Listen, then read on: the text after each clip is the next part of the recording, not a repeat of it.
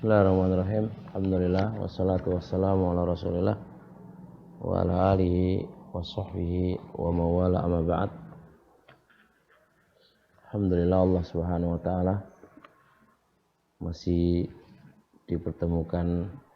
Allah pertemukan kita walaupun hanya lewat kajian online. Semoga Allah Subhanahu wa taala senantiasa merahmati kita semuanya dimanapun kita berada. Kajian ini adalah lanjutan dari kajian yang biasa kita lakukan di Gresik berkaitan dengan perkara-perkara sholat. Kemudian kita lanjutkan pelajaran berkaitan dengan masalah sholat, yaitu masalah yang selanjutnya, apakah boleh bagi imam memperdengarkan kepada makmum sebagian ayat atau sebagian ayat pada sholat-sholat sirriyah, apakah boleh bagi imam memperdengarkan bacaannya, yaitu sebagian ayat atau seayat atau satu lafaz, ya. Nah, atau satu ayat di sholat-sholat sirriyah. Boleh ataukah tidak? Misal sholat zuhur atau sholat asar, imam membaca surat, lalu dijaharkan satu ayat atau satu lafaz, dijaharkan, dibacaan keras. Boleh ataukah tidak yang semisal ini? Kalau jawab boleh. Boleh sekali tempo dia keraskan bacaannya satu ayat atau kurang dari satu ayat. Ini beralasan dengan sebuah hadis Abi Qatadah radhiyallahu taala an inda Muslim, bahwasanya Rasulullah Shallallahu alaihi wasallam pernah sholat zuhur dan sholat asar, maka yaqra'u fir rak'ataini ulayaini bi Fatihatil Kitab wa surah. Adalah Rasulullah Shallallahu alaihi wasallam membaca di dua rakaat yang pertama dari sholat zuhur dan sholat asar itu membaca surat Al-Fatihah dan membaca surat. Ini di rakaat yang pertama dan rakaat yang kedua dari sholat zuhur dan sholat asar. Di situ lihat wa yusmi'una al-ayata ahyanan, dan Rasulullah itu memperdengarkan kepada kita al-ayah, ayat. Ahyanan, kadang-kadang. Nah, ini syahidnya di sini. Perbuatan Nabi alaihi salatu wasalam, yusmi'una, memperdengarkan kepada kita al-ayata, bacaan ayat. Ahyanan, kadang-kadang. Oleh karenanya Al-Imam Nawawi dalam Syarah Muslim ketika menyarah hadis ini, beliau mengatakan wa hadza mahmulun, perbuatan Nabi ini dibawa ala annau arada bihi, bahwasanya Nabi itu menginginkan bayana jawazil jahri, menjelaskan bolehnya dikeraskan fil qiraati sirriyah, pada bacaan sirriyah. Jadi Al-Imam Nawawi dari penjelasan beliaunya, berarti perbuatan Nabi tadi menjelaskan tentang apa? Bolehnya sesekali tempo imam itu menjaharkan bacaannya pada qiraah sirriyah.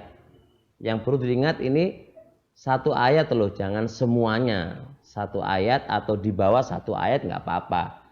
Dan perbuatan ini harus diikat ahyanan, kadang-kadang. Kemudian selanjutnya,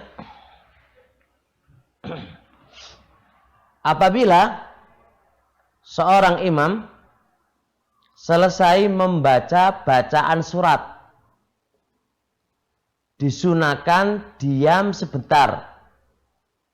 Selesai membaca surat. Selesai membaca surat, itu jangan langsung ruku. Tapi diam sebentar, baru ruku. Kebanyakan para imam ini enggak melakukan ini sunnah. Jadi mereka selesai membaca surat, langsung ruku. Padahal di sini ada sunnah. Sunnahnya apa? Selesai membaca surat, itu diam sebentar, baru ruku.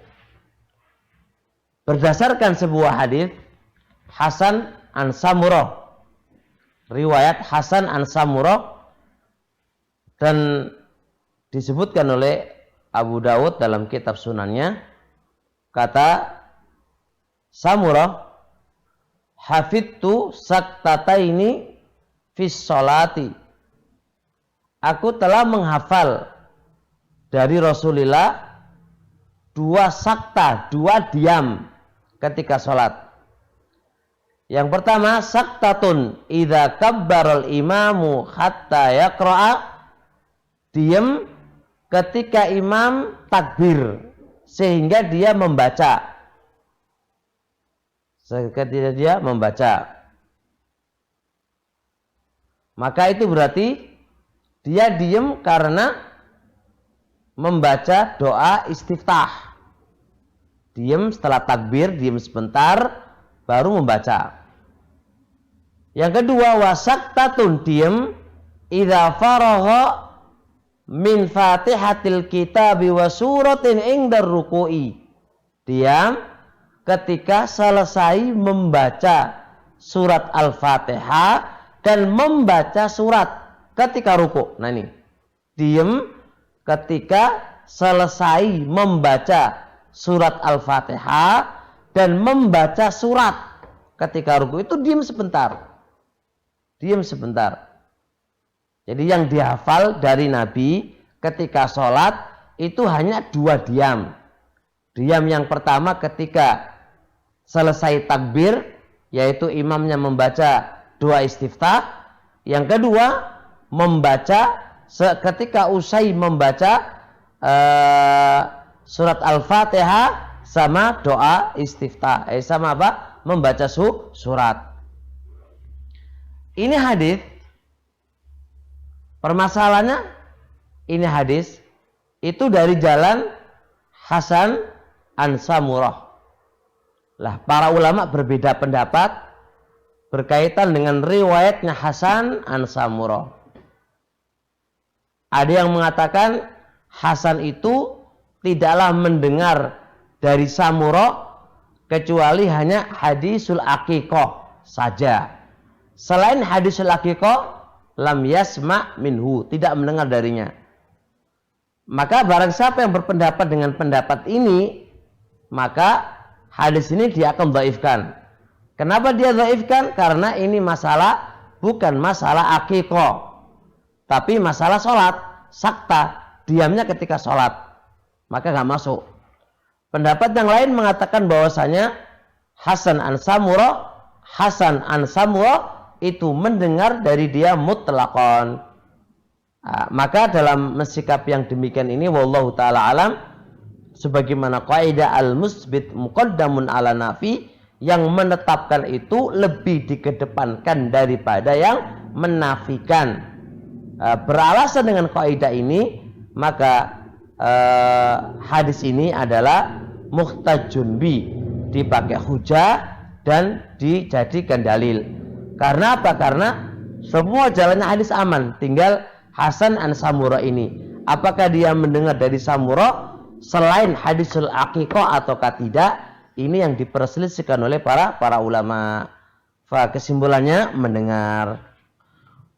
Karena hadis ini sahih, oleh karenanya ulama Syafi'iyah sebagaimana dalam kitab Majmu', ya, juz 3 halaman 350 menyebutkan ulama Syafi'iyah sepakat bahwasanya diam di saat ini itu adalah sunnah. Ulama Syafi'iyah sepakat bahwasanya diam di saat ini itu adalah sunnah.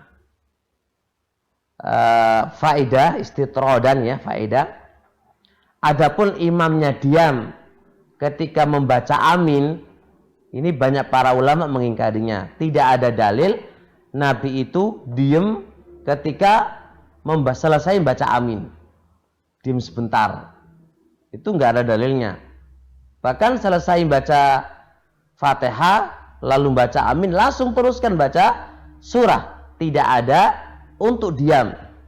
Barang siapa yang mengatakan dianjurkan diam, itu harus mendatangkan dalil minal Qur'ani wa minas sunnah. Sedangkan dalam hadis Jabir, dalam Hasan an Samura ini, hadis Samura ini, dua diam yang dihafal dari Nabi alaihi salatu wasalam adalah ketika membaca doa istiftah dan ketika selesai baca surat, bukan ketika selesai baca Fatihah. Bukan ketika selesai baca Fatihah. Nah, setelah hadis ini sahih, maka berarti hukumnya sunnah diam sebentar, diam sebentar. Berdasarkan ini juga pendapat yang paling kuat diletakkannya bacaan Fatihah bagi makmum.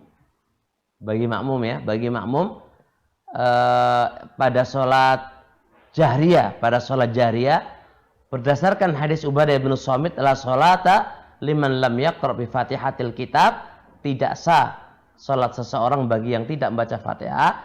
Ini kan lafadznya kan mujmal, artinya dibaca kapan?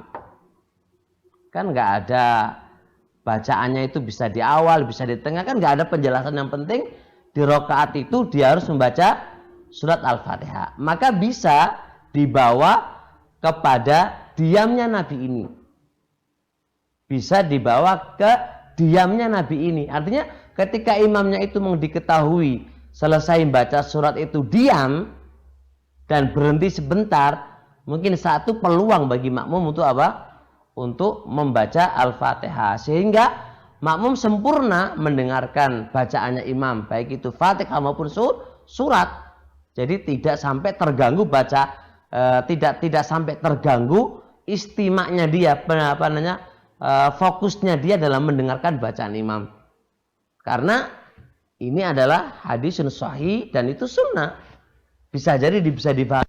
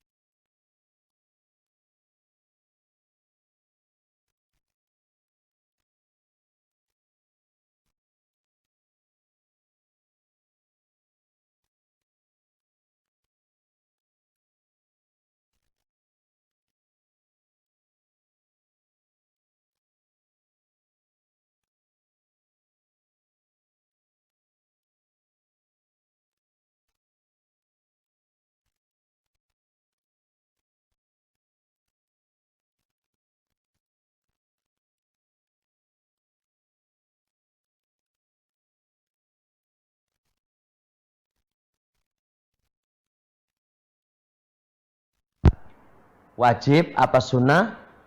Fa madhab jumhur para ulama mengangkat tangan, ya, mengangkat tangan ketika takbir mau ruku itu tadi, itu adalah hukumnya sunnah.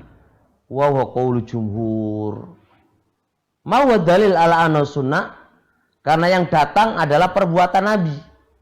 Kayak hadis Abdullah bin Umar tadi, karena Rasulullah yarfa'u yadayhi, mengangkat kedua tangannya hina kabbara liruku, ketika takbir mau ruku, itu perbuatan Nabi. Dan asal perbuatan Nabi adalah berfaedah sunnah. Asal perbuatan Nabi dalam kaidah usul fikihnya adalah yufidu sunnah. Maka berarti mengangkat kedua tangan ketika takbir mau ruku adalah sunnah. Adapun hukum takbir di sini sunnah apa wajib? Takbir mau ruku itu sunnah apa wajib? Takbir ini diistilahkan di kutubul fikih namanya takbiratul intiqal, takbir perpindahan dari satu gerakan ke gerakan yang lain. Ini hukumnya apa? Apa hukumnya sunnah? Apa hukumnya wujub? Dua pendapat di antara para ulama. Pendapat jumhur, takbirnya hukumnya sunnah. Pendapat Imam Ahmad dalam satu riwayat, dan ini adalah pendapat Dhahiriyah, adalah hukumnya wajib. Hukumnya wajib. Dan ini insya Allah pendapat yang paling kuat. Jadi takbir intiqal itu adalah hukumnya wajib. Mau dalil yang mengatakan itu adalah wajib? Ada riwayat, di sebagian riwayat hadis musi'i sholatahu, hadis orang yang jelek sholatnya, itu ada lafaz yang begini lafaznya, annahu la tatimmu sholatun li ahadin minan nas, sesungguhnya tidak akan sempurna salat seseorang dari manusia hatta yatawalla, sehingga dia berwudu, sampai itu terus tsumma yaqul Allahu akbar tsumma yarka, kemudian dia mengucapkan Allahu akbar, kemudian dia ruku. Fa idza fa'ala dzalika faqad tammat sholatuhu. Kata Imam Syaukani dalam kitab Nail Autor, semua hadis yang tertera pada hadisil musi'i sholatahu, semua gerakan, semua ucapan atau gerakan yang tertera di dalam hadis musi'i sholatahu, alal aqal paling tidak itu hukumnya wajib. Hukumnya wajib. Lah, ternyata takbir ketika mau ruku itu ada di dalam hadis musi'u sholatahu. Mengambil kaidah yang disebutkan oleh Imam Syaukani dalam kitab Nail Autor dan dalam kitab Sahih Jarar. Sahih Jarar juz 1 halaman 45, Nail Autor juz 2 halaman 222 menjelaskan bahwasanya asal semua gerakan, asal semua perkara yang ada pada hadis musi'u sholatahu alal aqal itu berfaedah wajib. Nah, mengambil apa yang dijadikan kaidahnya Imam Syaukani tadi, ternyata takbir ini ada di hadis musi'u sholatahu. Sehingga dengan ini kami hukumi, dan ini pendapat yang paling kuat, dan ini juga dikuatkan oleh Imam Al-Albani dalam kitab Asl Sifat Salat Nabi, bahwasanya takbiratul intiqal itu hukumnya wajib, bukanlah sunnah. Baik, seterusnya, kapan kita mulai takbir? Takbir intiqal ketika ruku itu kapan? Apakah kita pas berdiri Allahu Akbar baru ruku, atau mau ruku ya, jadi Allahu Akbar itu jadi takbir plus langsung ruku, atau bagaimana? Ini juga ada khilaf di antara para ulama. Yang paling kuat adalah yubda'u inda syuru', dimulai ketika mau ruku. Jadi orang mau ruku langsung takbir. Jadi jangan berdiri tegak dulu, enggak ruku-ruku ya, berdiri tegak, Allahu Akbar, marungono, enggak. Jadi dia mau ruku plus ketika mau ruku itu sekaligus dia baca takbir. Jadi jangan posisi berdiri tegak terus, baru selesai takbir, baru ruku, jangan. Jadi inda syur namanya ketika mulai ruku, dia mengucapkan takbir. Dia ucapkan takbir. Mau dalil. Perhatikan hadis Abi Hurairah radhiyallahu ta'ala anhu ketika hadis Bukhari Muslim. Karena Rasulullah sallallahu alaihi wa alihi wasallam adalah Rasulullah sallallahu alaihi wasallam. Idza qama ila sholati yukabbiru hina yakum, thumma yukabbiru hina yarka. Hadis Bukhari Muslim. Lihat. Adalah Rasulullah sallallahu alaihi wasallam apabila Rasulullah itu hendak mau salat, Nabi itu takbir ketika berdiri. Dan Nabi takbir ketika ruku. Nah ini Rasulullah. Tsumma yukabbir hina yarka. Kemudian Nabi takbir ketika ruku. Yang namanya ketika ruku berarti apa? Mau ruku, dia langsung takbir. Ketika dia mau ruku, mau takbir, dia takbir. Jadi kata-kata hina dibagikan yukabbir hina yarka. Kemudian Nabi takbir ketika ruku. Nah, oleh karenanya Al-Imam Nawawi dalam kitab Syarah Muslim menjelaskan ini hadis. Ini hadis adalah dalil berbarengannya takbir dengan gerakan mau ruku. Berbarengannya takbir, ya, berbarengannya takbir dengan ruku, dengan gerakan mau ruku. Itu berbarengan. Jadi dia ketika mau ruku, saat itu pula dia langsung takbir. Baik. Penjelasan kedua, apakah bunyi takbir itu dipanjangkan sehingga sampai ruku? Jadi tadi kan awalnya itu kan dia mau ruku, kita langsung takbir. Apakah bacaan takbir kita panjangkan sepanjang-panjangnya sehingga ruku selesai, posisi ruku selesai baru kita berhenti? Selalu gini kan? Allah. Jadi di ruku ini berdiri nih. Allahu Akbar. Jadi selesai takbir akbar terus selesai ruku juga. Apakah yang demikian yang disyariatkan? Kayak kita lihat di kaum muslimin ini, kalau ketika kita lihat mereka amalkan semisal ini. Kira-kira amalan mereka itu ada nggak dasarnya? Ada. Ada nggak dasarnya? Ada ulamanya. Ternyata itu adalah ucapan Imam Nawawi di kitab Majmu'. Dia menjelaskan wabastuhu alaiha, dan dipanjangkan takbirnya sampai selesai gerakan ruku. Jadi dipanjangkan takbirnya sampai apa? Sampai selesai gerakan ruku lah. Kayak gini ini ada nggak dalilnya? Ibnu Hajar dalam Fathul Bari mengatakan penunjukan lafaz summa yukabbir hina yarka, kemudian takbir ketika ruku, ini dipahami harus dipanjangkan bacaannya sampai selesai ruku. Kata Ibnu Hajar, hadihi ghairu dhahira, penunjukan semakna ini nggak nampak dalam lafaz hadis, nggak nampak di dalam lafaz hadis. Artinya kalau kita merujuk kepada lafaznya hadis itu nggak nampak. Yang nampak adalah ketika ruku mulai takbir. Iyo. Tapi kalau sampai selesai ruku, selesai juga lafadznya takbir, ini nggak nampak. Ini nggak nampak. Terus gimana? Yang benar adalah apa? Tidak harus dan tidak ada sunahnya sampai selesai. Kenapa? Mau dalil? Berarti kan dalilnya adalah hadis musi'u sholatahu yang kita baca tadi. Lihat lafadznya hadis. Summa yaqul Allahu Akbar summa yarka. Kemudian Rasulullah itu membaca takbir kemudian ruku. Pakai summa dikompromikan dengan hadis hina yarka dengan Allahu Akbar summa yarka gitu kan. Allahu Akbar summa yarka. Ini bisa dikompromikan, berarti takbirnya dulu selesai baru ada perukuan kan itu. Itu menunjukkan bahwasanya takbir itu nggak nyampe apa? Nggak harus sampai selesai. bacaan takbir itu nggak harus sampai apa? Sampai ruku. Karena ini takbir kemudian ruku. Berarti takbir kemudian ruku bisa difahami ketika ruku itu sudah nggak ada takbir. Nah, poin yang kedua,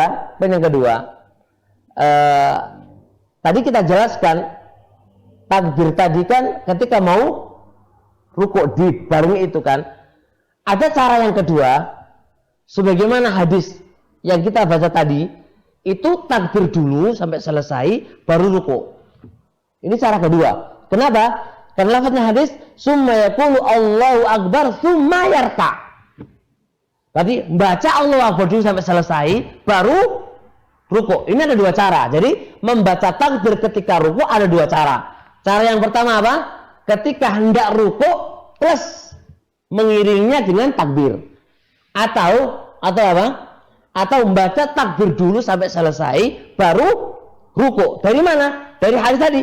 Tsumma yaqul Allahu akbar pakai tsumma. Kemudian berarti apa? Ada jeda. Takbir dulu sampai selesai, ada jeda baru ruku. Paham insyaallah? Nah, tapi dua cara tadi tidak menunjukkan bahwasanya takbir itu harus panjang sampai akhir ruku. Itu enggak ada. Enggak ada penjelasan dari dua lafaz hadis tadi. Bacaannya takbir adalah sampai akhir ruku itu enggak ada. Jelas ya? Yang ada hanya dua cara kapan membaca takbir ketika ruku. Apakah ketika hendak ruku? Jawab iya. Satu riwayat menjelaskan begitu. Riwayat yang lain apa? Baca dulu sampai selesai baru ruku. Dua cara ini semua adalah datang dari Nabi alaihi salatu wassalam.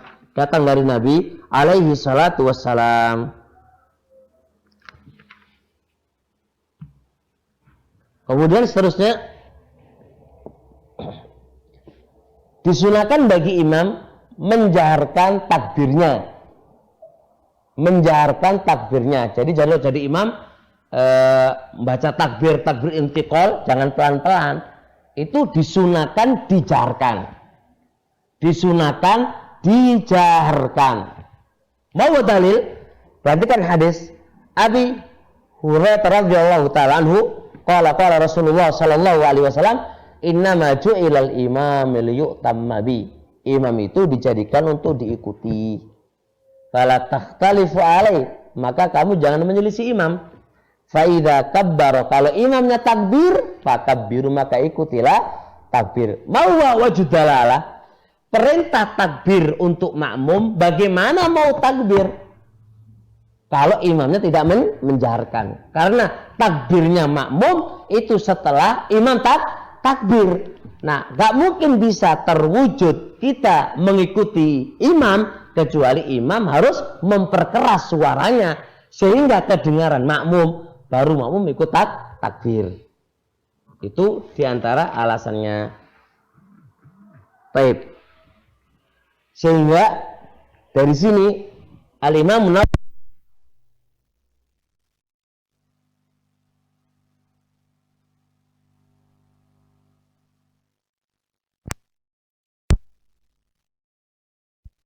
dan disyariatkan untuk menjaharkan takbirnya, kecuali kalau imamnya itu dhaifus saut, lemah suaranya dikarenakan sakit atau yang lain, maka di sini orang lain muadzin kah atau orang lain disunahkan mengkeraskan untuk menyambung takbirnya imam biar yang lain itu kedengaran.